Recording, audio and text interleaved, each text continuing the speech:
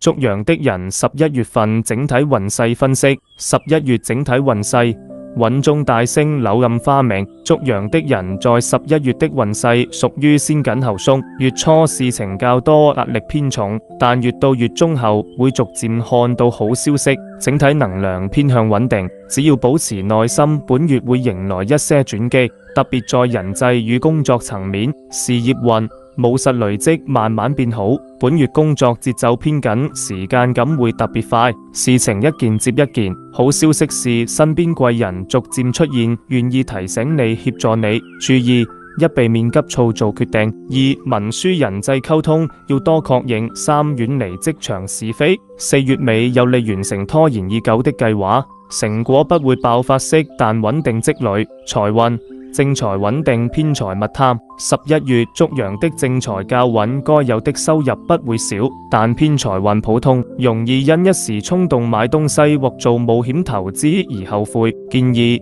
一，控制情緒消費；二，投資宜小不宜大；三，有額外收入機會，但需靠勤力與人脈而非運氣。感情運溫柔加分，唔會需溝通。感情方面整體走向平穩，但較敏感。單身者有機會遇到欣賞的人，多出席朋友聚會會有幫助。